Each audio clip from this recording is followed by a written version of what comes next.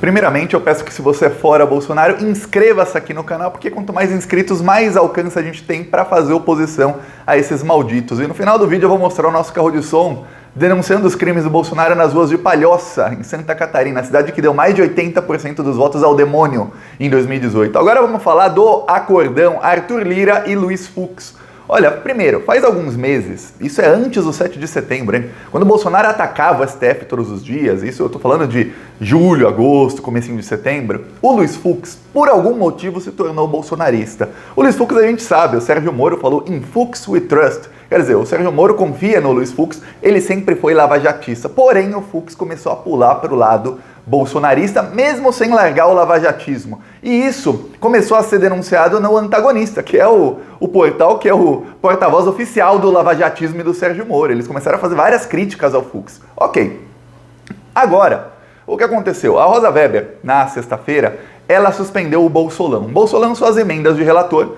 Para quem não sabe, no orçamento do ano, que é votado em dezembro, o relator do orçamento, ele tem, e vai ter no ano que vem, mais ou menos 60 bilhões de reais. Se a PEC dos precatórios for aprovada, vai ter, esse ano são 16, ano que vem devem ser 60 bilhões de reais para distribuir emendas para quem ele bem entender, de maneira não transparente. A gente não sabe qual deputado e qual senador recebeu emenda. Mais do que isso, além disso ser um crime, tem o problema de que isso é usado para compra de votos. E tem um outro problema, veja bem, uma coisa é quando há emendas nos ministérios, ou seja, tem uma verba no Ministério da Infraestrutura, e aí os técnicos do Ministério de Carreira dizem, vamos investir essa verba aqui, porque é aqui que o Brasil está precisando mais. E aí dá-se uma emenda para aquela cidade e investe ali. Outra coisa que não deveria acontecer é quando simplesmente uma pessoa, um deputado bolsonarista diz, olha, não interessa onde está necessitando, onde está precisando de obra, onde está precisando de alguma coisa. Simplesmente vamos dar a verba para quem vendeu os votos para a gente e ele coloca esse dinheiro onde ele bem entender. Se ele roubar também, que roube,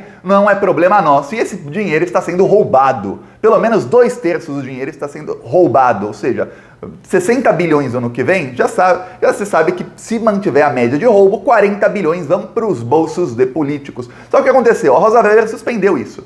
Além de suspender, ela mandou que essas emendas, o relator, que essas emendas fossem transparentes, ou seja, que se comunicasse quem recebeu tanto dinheiro. Para quem não sabe, só entre outubro e novembro, ou seja, nos 30 dias anteriores à votação da PEC dos precatórios, o relator distribuiu, o governo Bolsonaro, no caso, distribuiu 3 bilhões de reais em emenda em um mês, em 30 dias, 3 bilhões de reais em emenda. Ninguém sabe quem recebeu esse dinheiro. Bom, a gente tem aí algumas suspeitas de que todo o Centrão recebeu dinheiro, os deputados do PDT que traíram o Brasil também devem ter recebido, e aí chegou o momento do Luiz Fux falar, eu quero a minha parte. O Arthur Lira pediu uma reunião com o Luiz Fux, o Luiz Fux não deveria aceitar. Se o Luiz Fux fosse uma pessoa honrada, mas a gente sabe que ele não é e sabe faz muito, muito tempo, o Luiz Fux diria, olha, tem uma decisão aqui da Rosa Weber que vai totalmente contra o que você quer, Arthur Lira. Eu não posso me reunir com você poucas horas antes de iniciar a votação, se a decisão é mantida ou não. A gente pode se reunir na quinta-feira, mas não hoje, na segunda. O Fux tem alguma honra? O Fux? Pois bem, o Fux aceitou se encontrar com o Arthur Lira. E agora começa a vazar que os ministros do STF, eles querem aprovar uma coisa que esteja mais ou menos no meio termo do que a Rosa Weber falou, ou seja, do que a Rosa Weber decidiu. Ou seja, eles vão liberar a roubalheira, a mamata, e veja bem, com todo o apoio da grande mídia. Você não vê o termo bolsolão na grande mídia. Eles falam de orçamento paralelo, que é uma coisa que nem parece que é ilegal, falam de orçamento secreto, parece até que tem alguma coisa errada ali, mas não parece um crime, ou falam de emendas do relator, é que não parece crime mesmo. Eu tava vendo aqui a Globo falando, olha, o orçamento paralelo vai ser liberado em parte pelo STF. Não é orçamento paralelo, é compra de votos com dinheiro público. Se fosse do PT, já tinha um nome com ão. Era o mensalão, era o bolsolão, era não sei o bolsolão, petrolão, não sei o que. Como é do Bolsonaro, eles não chamam pelo nome de bolsolão, eles simplesmente chamam por um nome que não parece nem que é crime. Tá, aí o que acontece? O Arthur Lira se reúne com o Luiz Fux e os ministros da STF começam a falar, olha, a gente vai liberar a roubalheira, mas a gente tem que saber para qual deputado está indo cada verba. A gente tem que ser transparente a roubalheira, pelo menos a gente sabe a quem está roubando. É isso que a STF está para legalizar entre terça e quarta-feira. A votação vai durar 48 horas. Porém, Se algum dos 10 ministros, se um apenas, os 10 ministros do STF, dizer que tem alguma coisa contra a votação, ele pode levar a votação a plenário. E aí o Luiz Fux é obrigado a pautar isso em plenário, e aí o STF seria melhor, porque o STF vai ter que mostrar, cair a máscara do STF de corruptos para o Brasil inteiro. Porque se o STF se vender ao Arthur Lira, a gente sabe que o STF não estará fazendo isso, porque olha, acreditamos que deve ter transparência, mas sim que vocês podem distribuir essa verba. Não, e sim porque está rolando para alguns dos ministros. Porque não tem como legalizar a roubalheira, sabe-se que esse dinheiro é para compra de votos, sabe-se que esse dinheiro é para ser roubado, já tem todos os indícios de que o dinheiro que já foi distribuído, eu vou te dar um exemplo.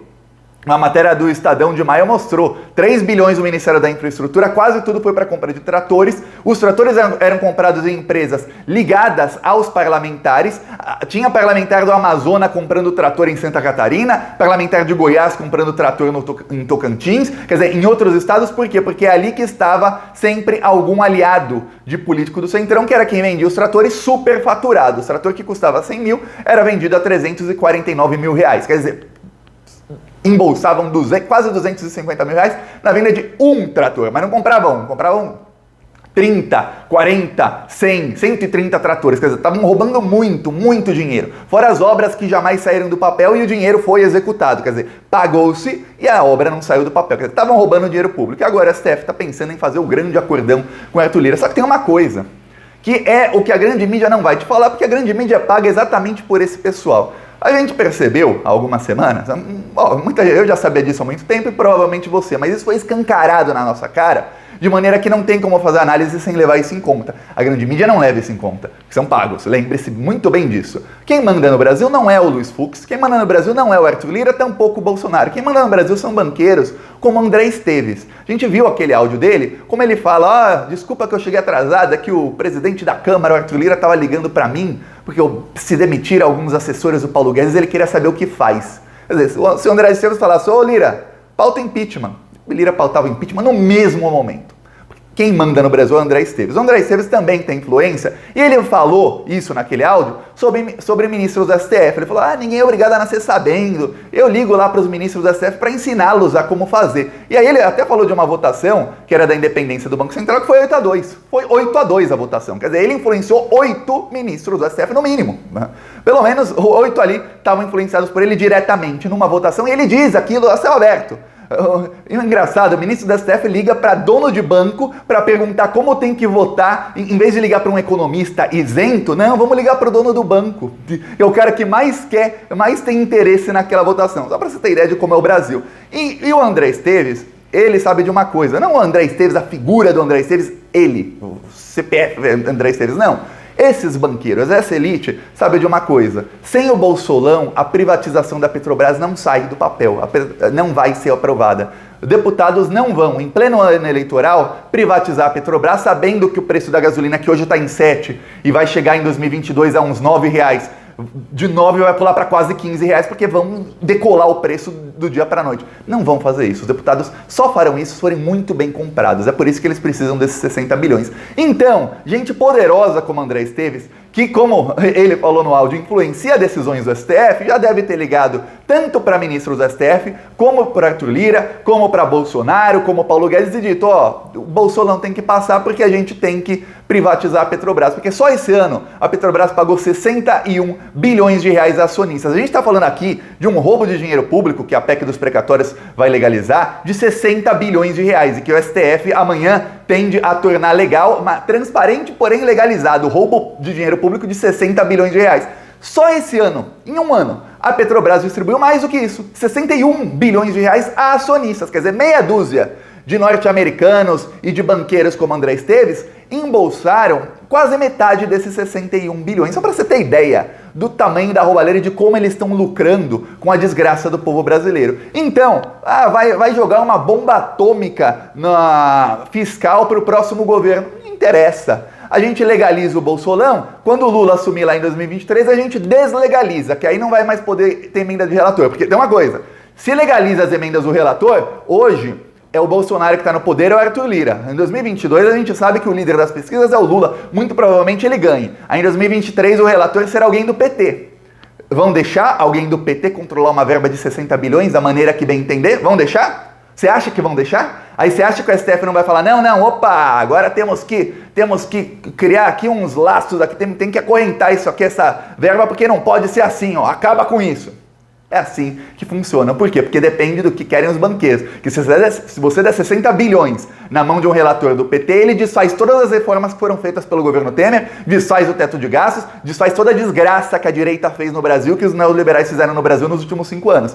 Porém, não vão deixar, vão. Ou seja, você vê como não o STF, mas quem manda no STF tem 2 pesos e 2 medidas. E o peso é o seguinte, o peso é o lucro deles e a medida é o lucro deles. Quanto maior for a medida do lucro deles, maior o peso com que eles vão a favor ou contra alguma coisa. No caso, eles vão a favor de que o Bolsolão seja legalizado para que aprove a PEC, para que eles possam privatizar a Petrobras, que é a galinha dos ovos de ouro desse pessoal. Eles nunca imaginaram que em um ano ganhariam 61 bilhões de reais em dividendos. Jamais imaginaram uma coisa dessa. E agora eles perceberam, opa, peraí, tem muita grana aqui que a gente pode roubar da Petrobras. Só para você ter ideia, todo o petrolão, que aí era o PT, a Globo, a mídia falavam petrolão, o William Bonner colocava aquela tubulação saindo dinheiro no Jornal Nacional com animação, ele falando aqui, o William Bonner aqui atrás dele é uma tubulação saindo dinheiro, um negócio assim, aí a foto do Lula, a foto da Dilma, aí PT, todo aquele